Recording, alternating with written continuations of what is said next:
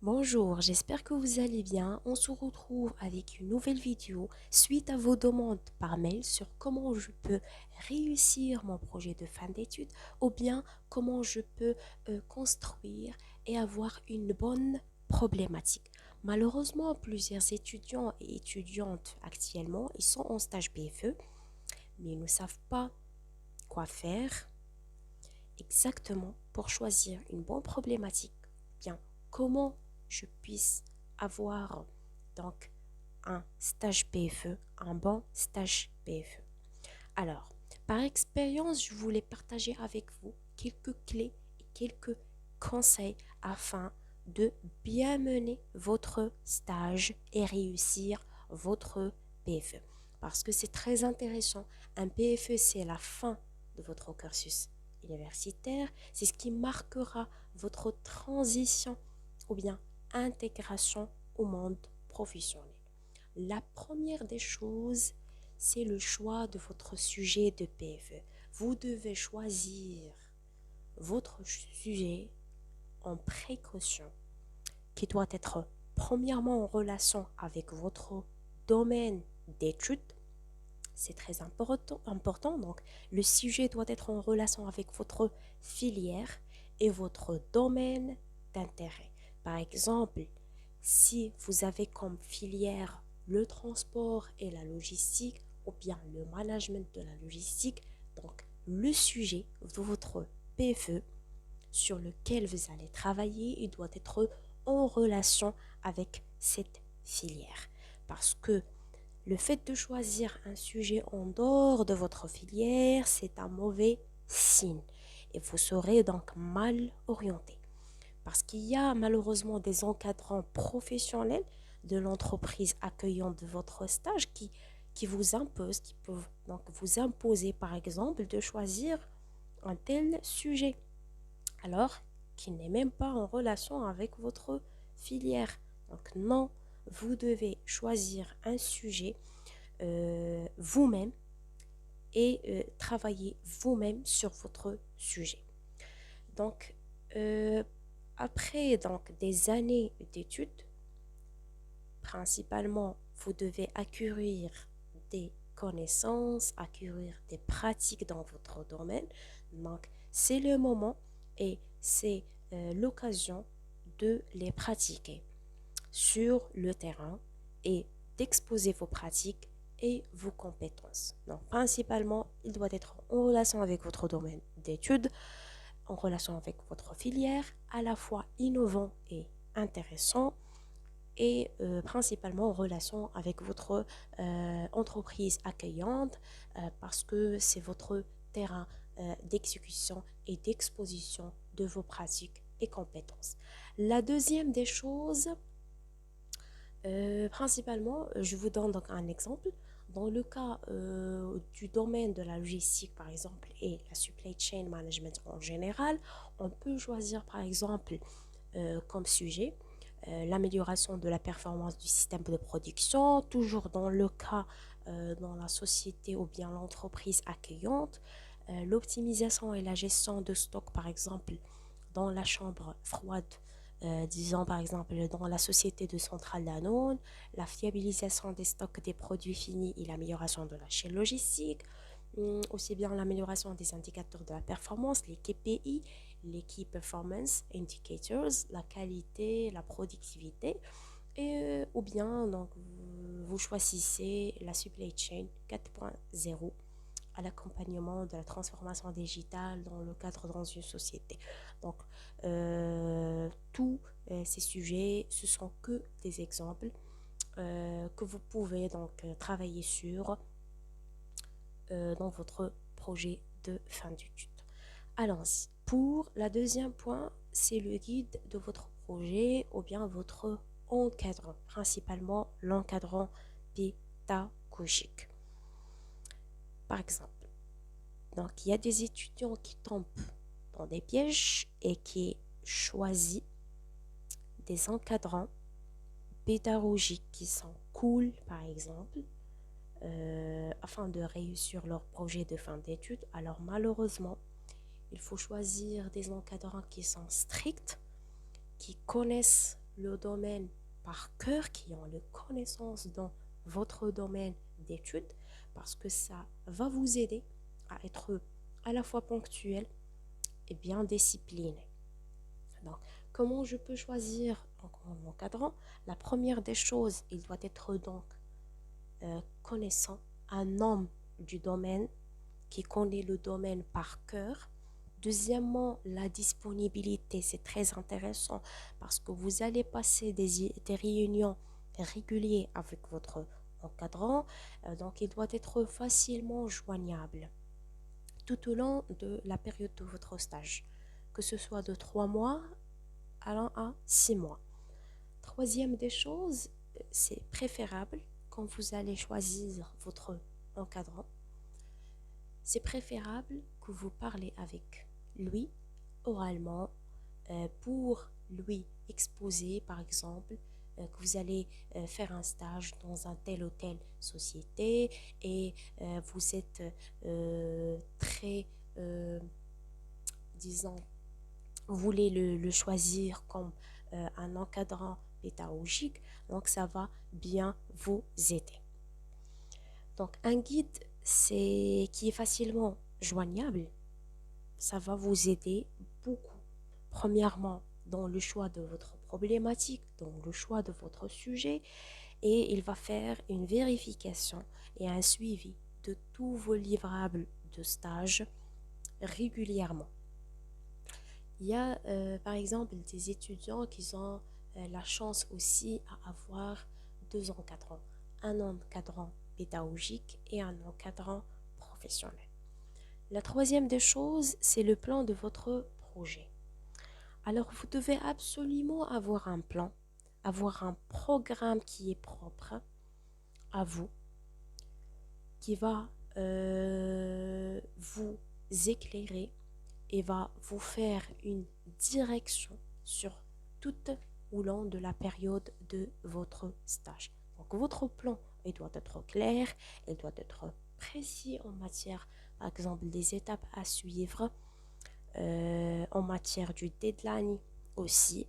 Vous pouvez par exemple choisir le diagramme de Gantt, le Gantt chart qui va vous aider donc à organiser les étapes, à organiser les étapes donc en coordination avec les délais. Donc, le plan, on commence donc à organiser notre plan dès notre intégration dans l'entreprise accueillante parce qu'il y en a des étudiants qui croient que on va donc faire un plan que après avoir choisi la problématique. Non. Avoir un plan, ça commence dès votre intégration dans l'entreprise. C'est mieux que vous organisez un agenda de votre PFE qui soit clair et précis. Ça va beaucoup vous aider. La quatrième des choses, c'est le choix des références bibliographiques. Alors, comment faire simple? Vos références doivent être en relation exactement avec votre sujet. Par exemple, vous choisissez 10 documents, par exemple, à lire et faire des fiches de lecture. Ça va vous aider donc à collecter les idées et surtout les documents, par exemple, vous connaissez les documents de recherche qui exposent des problèmes et qui mettent en œuvre les livrables et les résultats de leur domaine de recherche. Et après, ils mettent à la fin une partie des idées à développer. Donc, c'est à ce point-là que vous pouvez donc collecter des idées et avoir une portée future à votre problématique. Bien sûr, en relation avec l'entreprise accueillante, c'est votre terrain de pratique. Donc, une chose très importante, c'est qu'il y a des étudiants qui négligent la date des références à collecter. Les références que vous devez choisir, ils doivent être récents, dans un laps de temps bien précis. Ça va vous aider à avoir ça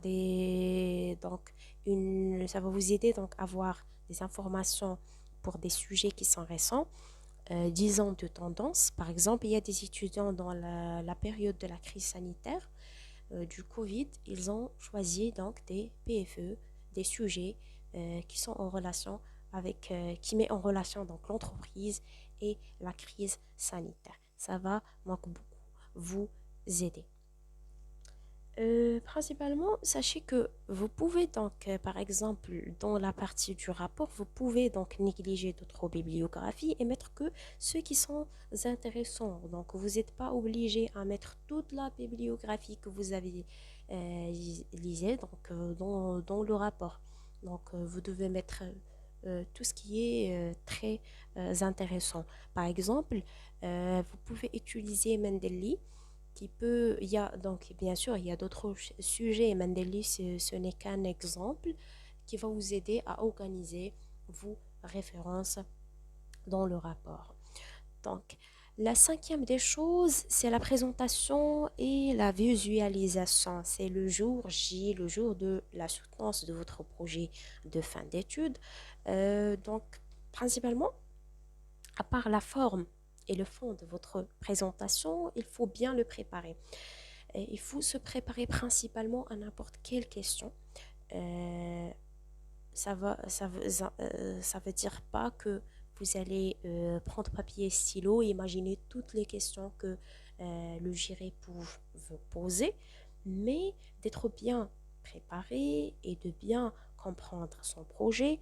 On va faire très simple et va vous aider donc à exposer votre PFE dans un enchaînement qui est logique, dans un enchaînement allant de l'exposition de la problématique, les étapes que vous avez suivies, les livrables et quelques pistes, disons, d'amélioration. Donc, par la suite, je veux faire toute une vidéo sur la forme ou bien qui sont les points clés que je dois exposer dans la présentation lors du jour de la soutenance dans mon PFE. Donc, et principalement, il faut bien se préparer et défendre son travail. Vous devez être fier et satisfait de votre travail tout au long de cette période de stage. Donc, et surtout, s'entraîner plusieurs fois. Finalement, le point aussi qui est très intéressant, c'est le rapport de votre stage. Donc, je vais consacrer une vidéo à part pour la forme ou bien ce que je dois mettre dans le fond de mon rapport parce qu'il y a une forme qu'il faut respecter dans la rédaction du rapport de stage et qui sont les étapes à suivre pour que je puisse rédiger mon rapport de stage. Donc, ne vous inquiétez pas, je vais faire toute une vidéo à part consacrée au rapport de PFE. Alors, une petite conseil, donc il faut commencer le rapport étape par étape et on continue tout au long de la période de stage. Parce que pas mal des étudiants, ils laissent la rédaction du rapport jusqu'à la fin, jusqu'à la dernière minute, et enfin, ils tombent dans le stress afin de rédiger le rapport à la fois et la présentation.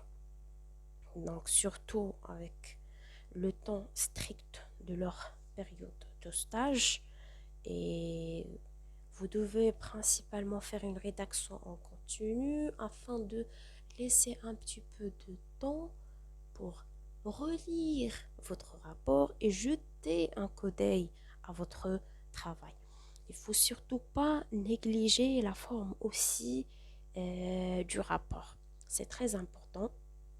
Donc, vous le rédigez en continu pour gagner de temps. Parce que le rapport, c'est votre unique livrable.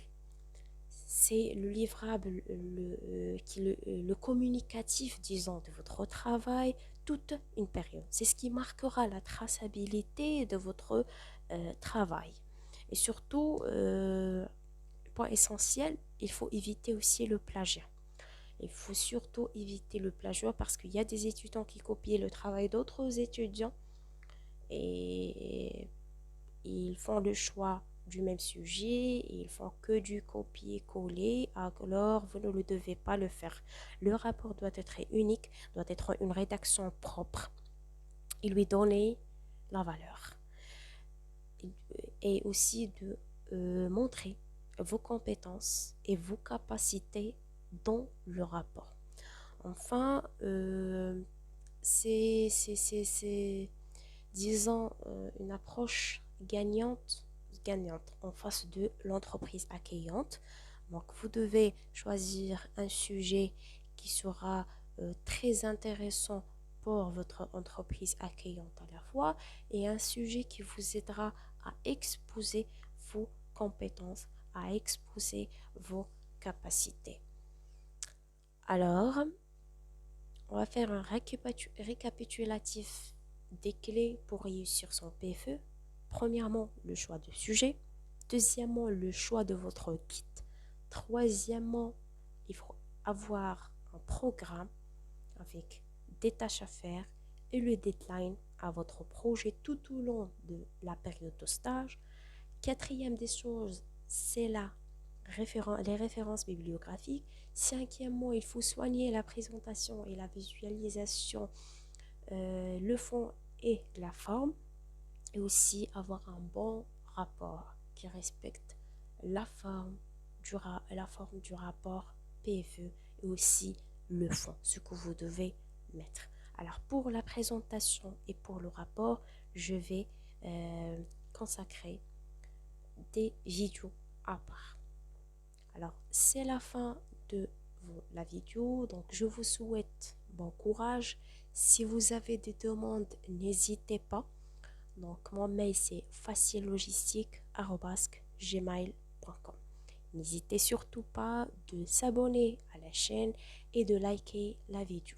Merci et à la prochaine.